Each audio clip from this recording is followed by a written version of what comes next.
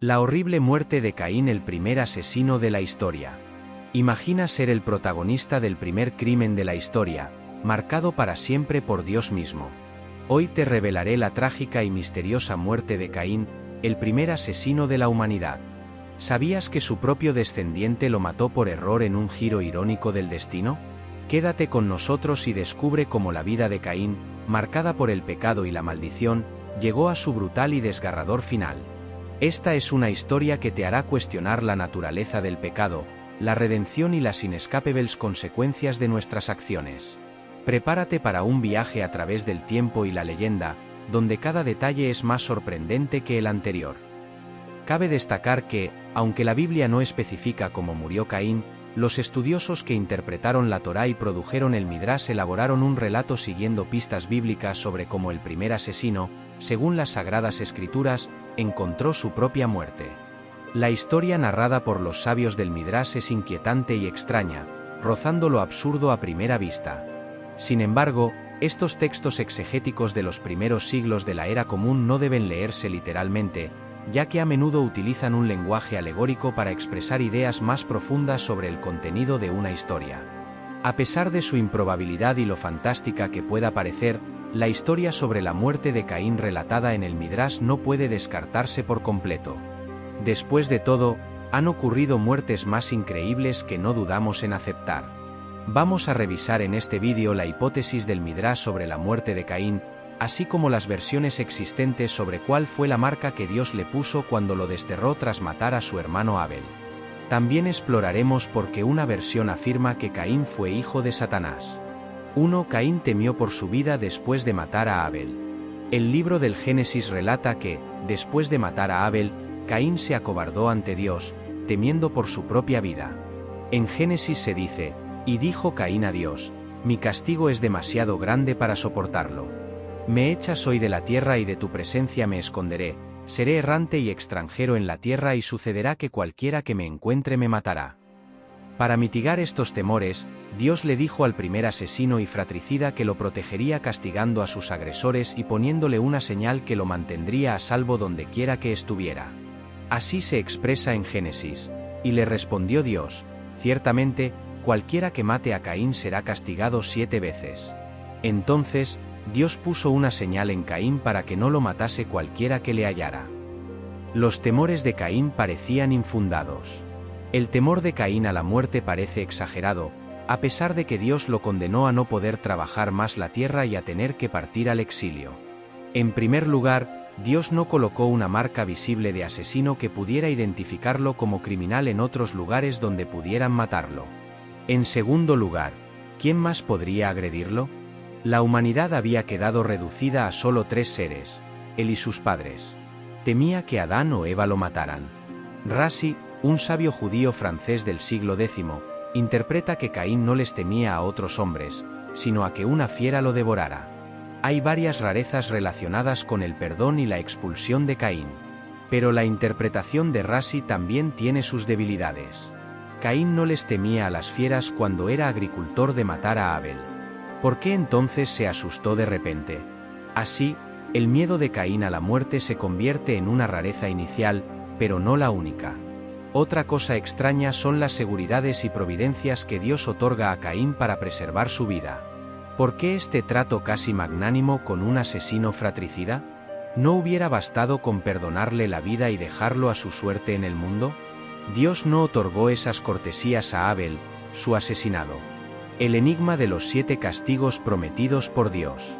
¿Por qué Dios prometió a Caín que quien lo matara sufriría una venganza séptuple? Una cosa era asegurarle la vida, pero ¿por qué prometerle a un fratricida un castigo tan desproporcionado para quien lo matara? Justo después de que la Torá menciona los castigos de Caín, da una larga genealogía de sus descendientes. Muchos podrían preguntarse qué sentido tenía incluir esta información aparentemente trivial. Una teoría señala que los misteriosos 7 castigos prometidos por Dios a los potenciales asesinos de Caín están relacionados con eventos que ocurrieron en la 7ª generación de descendientes del primogénito de Adán y Eva. La posible relación entre los 7 castigos y la 7ª generación desde Adán y Eva. La Biblia hebrea y el Antiguo Testamento hablan de un hombre llamado Lamec, perteneciente a la séptima generación desde Adán y Eva. Era padre de 4 hijos, una niña y 3 niños engendrados con 2 mujeres. La niña se llamaba Naama, y los niños eran Yabal, Yubal y Tubal Caín. Yabal fue el padre de todos los que viven en tiendas y crían ganado, Yubal fue el padre de todos los que tocan arpa y flauta, y Tubal Caín fue el forjador de todo instrumento cortante de cobre y hierro. Un día, Lamec convocó a sus 2 esposas y les dijo en un discurso enigmático recogido en Génesis: Ada y Zila, escuchad mi voz, mujeres de Lamec, prestad oído a mi dicho, que un hombre mataré por mi herida y un joven por mi golpe. Si 7 veces será vengado Caín, Lamec 70 veces 7 lo será. ¿Está relacionado este pasaje casi indescifrable con los 7 castigos? El Midrash ofrece una versión sobre la muerte de Caín. Los eruditos del Midrash estudiaron las piezas del rompecabezas de Lamec, especialmente en lo referente a las muertes del hombre y el joven, y construyeron una parábola que dice así: Lamec, un descendiente de séptima generación de Caín, era ciego y salía a cazar con su hijo Tubal Caín. Su hijo lo llevaba de la mano, y cuando veía un animal, se lo decía a su padre. Un día, Tubal Caín le gritó a su padre: «Veo algo parecido a un animal allí». Lamec tiró su arco y disparó. El niño miró de lejos el cadáver y le dijo a Lamec: «Lo que hemos matado tiene la figura de un hombre, pero tiene un cuerno que le sobresale de la frente».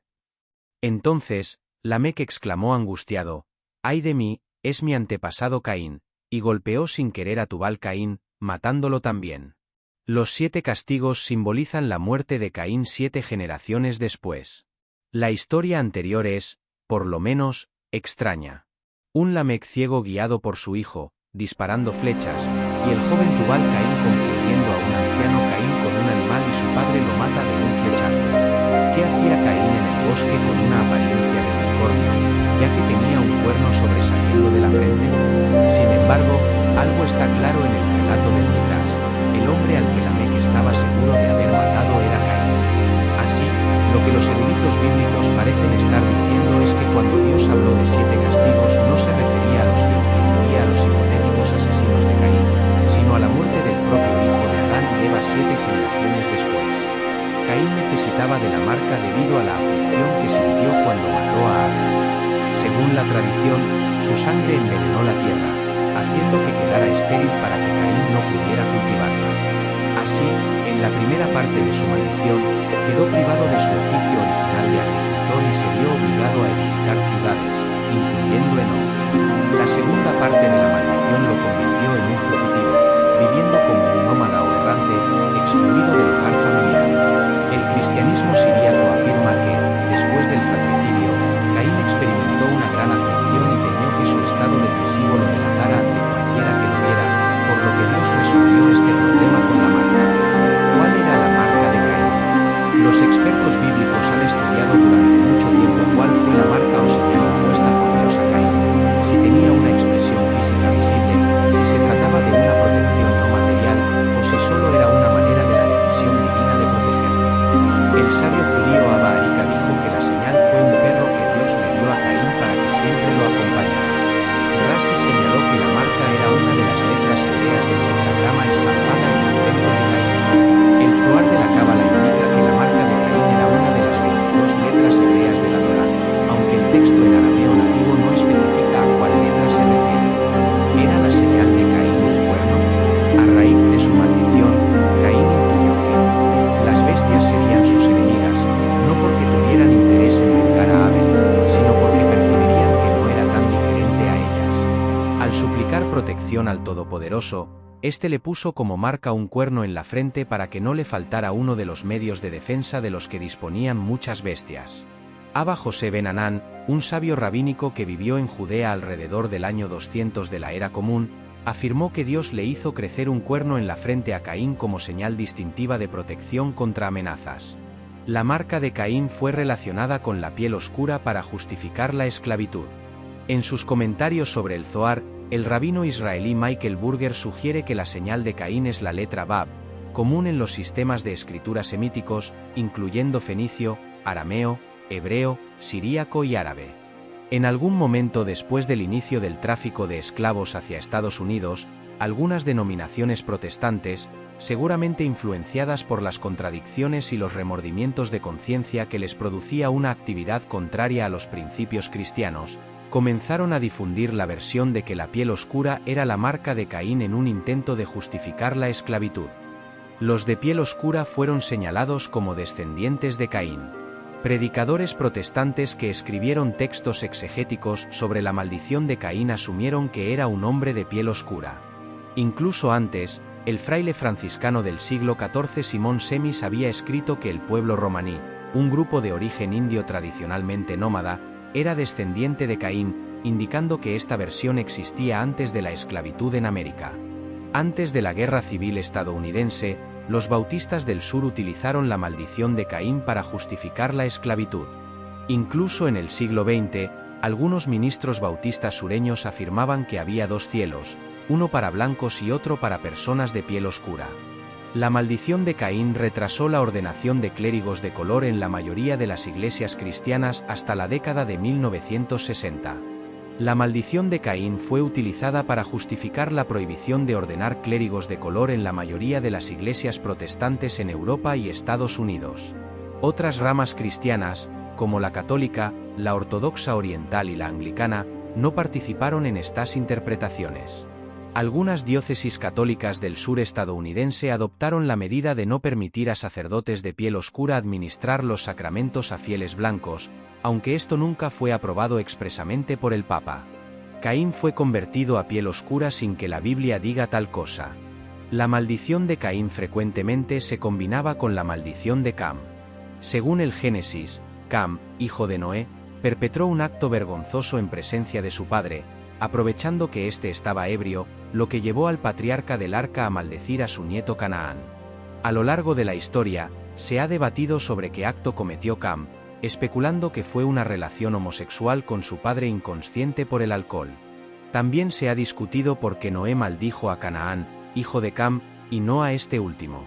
Aunque en ninguna parte de la Biblia se menciona que la piel de Canaán fuera oscura o que su esposa descendiera de Caín, ambas cosas fueron asumidas como verdades bíblicas para justificar la esclavitud, quedando el hijo de Noé como el padre de los africanos. El cuerno fue causa de salvación y de muerte de Caín. Resulta irónico que el cuerno que Dios le proporcionó a Caín para su protección terminara siendo la causa de su muerte. Según el relato, fue el motivo por el cual el hijo de Lamec lo confundió con un animal y lo mató accidentalmente. Sin embargo, en un examen más detenido del relato, el joven Tubal Caín, quien era guía de un ciego, disparó su flecha debido a problemas de visibilidad. Hay muchas conexiones entre Caín, Abel y sus parientes en séptima generación. Existen curiosas conexiones entre Caín, Abel y los hijos de Lamec, separados por 7 generaciones. Lamec es padre de Yabal, Yubal y Tubal Caín.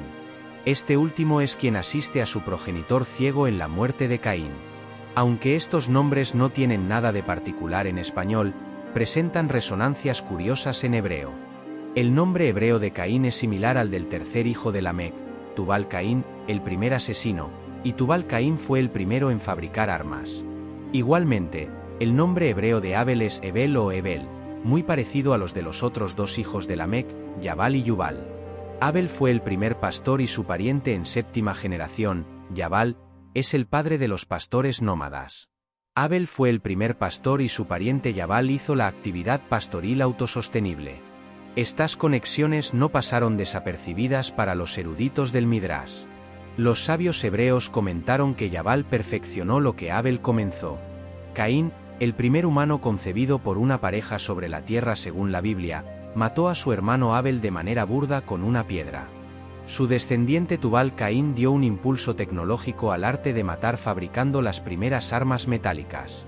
Mientras Abel fue un pastor sedentario, su pariente Yabal modificó la práctica recurriendo al nomadismo y viviendo en tiendas en busca de mejores pastos para su ganado. Esta práctica aseguraba la recuperación de los pastizales, haciendo la actividad ganadera autosostenible.